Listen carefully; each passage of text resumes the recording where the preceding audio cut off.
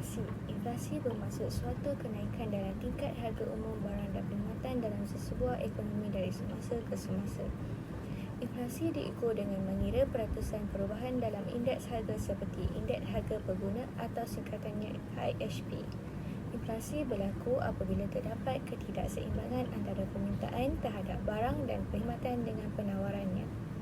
Antara faktor berlaku inflasi ialah peningkatan pembelanjaan pengguna, dasar pembangunan monetari, peningkatan pengeluaran atau gangguan bekalan dan lain-lain lagi.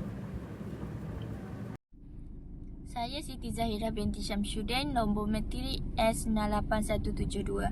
Hari ini saya akan menghuraikan tentang teori dan inflasi. Maksud inflasi ialah kenaikan tingkat harga umum bagi barang dan perkhidmatan yang berlaku secara menyeluruh dan berterusan.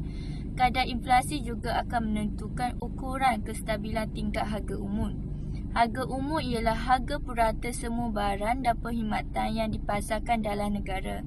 Indeks harga pengguna atau IHP digunakan untuk mengira kadar inflasi dan indeks nilai wang di mana IHP tahun asas dijadikan sebagai asas untuk membuat perbandingan kenaikan harga yang berlaku dari semasa ke semasa dengan IHP yang bernilai 100. Teori inflasi terbahagi kepada 3 kelompok iaitu teori kuantitas, teori kinis dan teori strukturalis. Teori kuantitas teori ini dikenal oleh Irving Fisher. Menurut teori ini, inflasi terjadi kerana pengaruh dalam jumlah besar wang yang beredar dan harapan publik mengenai kenaikan harga. Teori kinis, dalam teori kinis, inflasi terjadi kerana beberapa komunitas yang hidup di luar dari batas ekonomi mereka sehingga permintaan barang masyarakat akan melebihi jumlah yang tersedia. Biasanya masyarakat dalam kelompok ini akan berusaha mendapatkan dana tambahan di luar batas kemampuan mereka sehingga semua bentuk keinginannya dapat dipenuhi.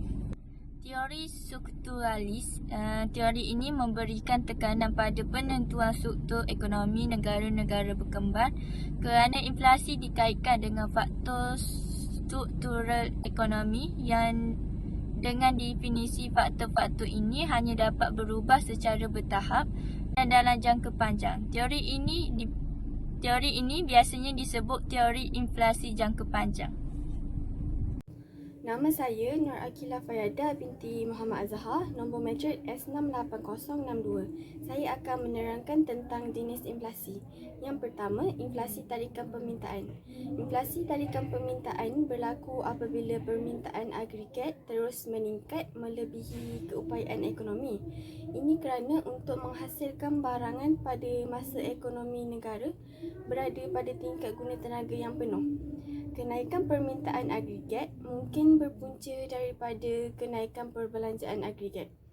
Terdapat 4 kenaikan komponen perbelanjaan agregat iaitu perbelanjaan penggunaan, perbelanjaan kerajaan, pelaburan dan ekspor bersih yang akan menaikkan tingkat permintaan agregat. Yang kedua, inflasi tolakan kos. Inflasi tolakan kos ni berlaku apabila wujud kenaikan kos pengeluaran akibat daripada kenaikan harga faktor pengeluaran dan matlamat firma meningkatkan keuntungan. Kos pengeluaran yang saya maksudkan tadi ialah kos barang mentah, gaji buruh, kos sewa kilang, kos pengangkutan dan sebagainya. Yang ketiga iaitu inflasi diimport. Inflasi diimport ni berlaku apabila negara mengimport barang daripada negara yang mengalami masalah inflasi. Harga barang import meningkat dan menyebabkan kenaikan harga barang dan perkhidmatan di negara yang mengimport. Contohnya, Amerika Syarikat antara negara yang mempunyai nilai mata wang yang tinggi mengeksport barangan mereka ke Malaysia iaitu antara negara yang nilai mata wangnya lebih rendah berbanding Amerika Syarikat. Disebabkan ini, barangan yang diimport daripada Amerika Syarikat itu menjadi lebih mahal. Assalamualaikum. Nama saya Muhammad Afiq PB Ani, nombor matrik S6767. Saya akan menerangkan tentang perbincangan inflasi. Pertama sekali, seperti yang kita ketahui, inflasi banyak memberi kesan terhadap persekitaran. Saya akan menerangkan tentang inflasi terhadap makanan dan minuman. Mengikut statistik yang terkini, daripada 230 item makanan, sebanyak 203 item atau 88.3% makanan yang mengalami inflasi. Mengikut graf yang telah dipaparkan, makanan dan minuman bukan alkohol mengalami peningkatan 7%, manakala minuman alkohol dan tembakau sebanyak 0.8%. Selain itu, makanan di rumah juga mengalami peningkatan sebanyak 5.8%. Antara contoh makanan yang mengalami inflasi adalah beras, roti dan jiran lain yang meningkat sebanyak 6.7%. Manakala sayur-sayuran sebanyak 5.8%. Mengikut penerangan ini, keburukan inflasi terhadap makanan memberi kesan terhadap sektor pertanian kerana harga yang lebih tinggi perlu dijual oleh petani disebabkan harga produksi yang meningkat seperti baja dan tenaga kerja. Terdapat juga kebaikan disebabkan oleh inflasi yang terjadi.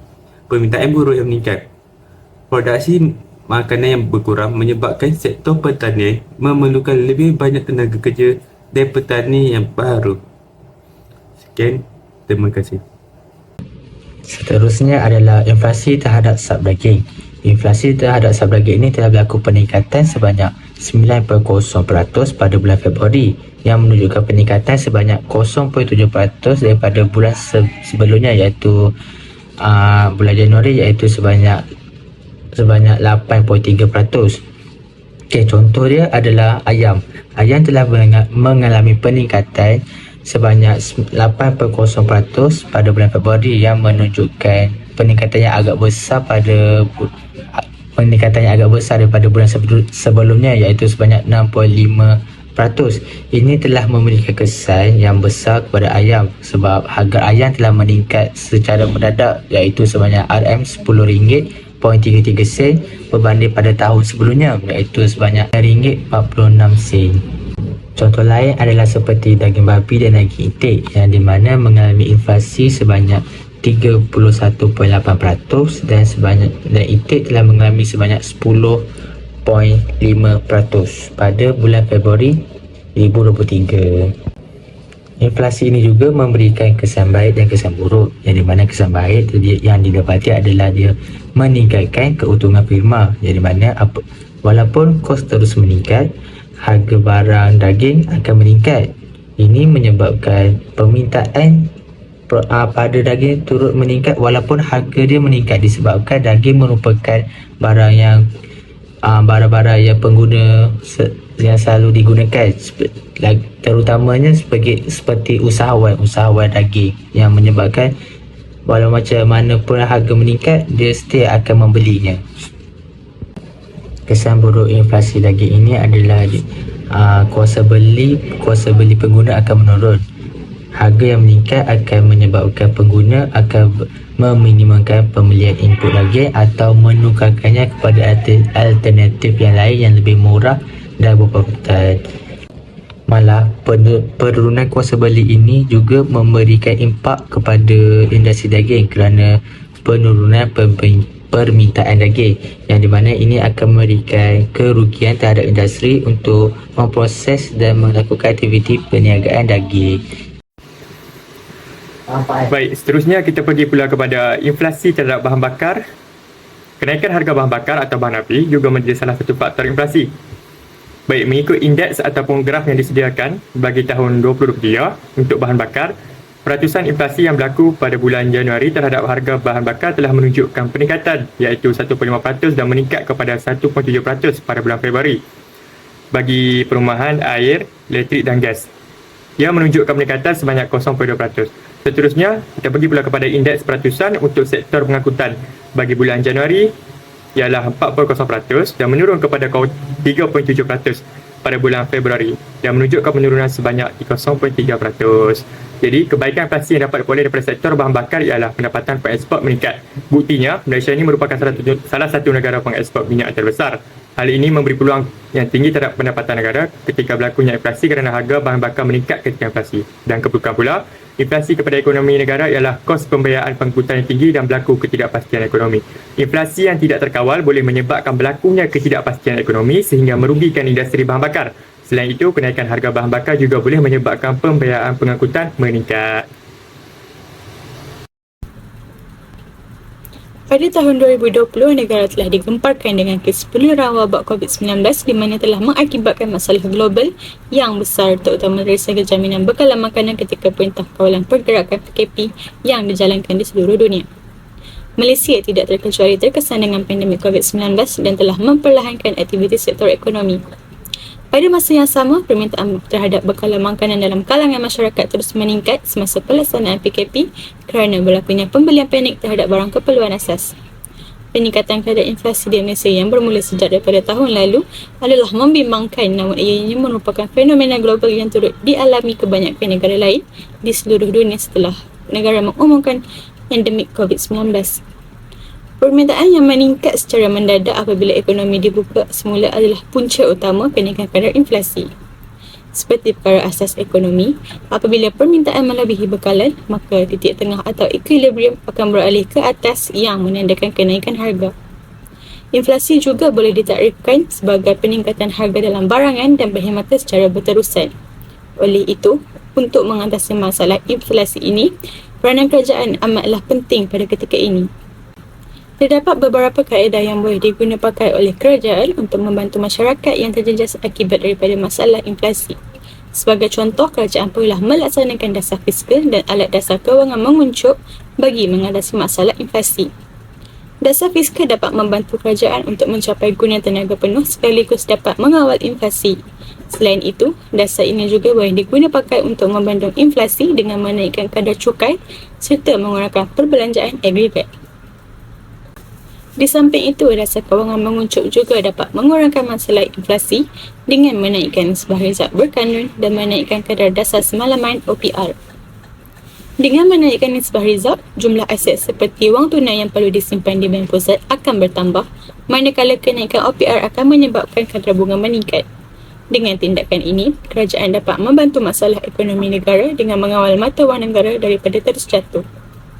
Apabila kadar bunga meningkat, maka kos untuk meminjam juga akan meningkat, lalu orang ramai akan mengurangkan pinjaman di bank perdagangan.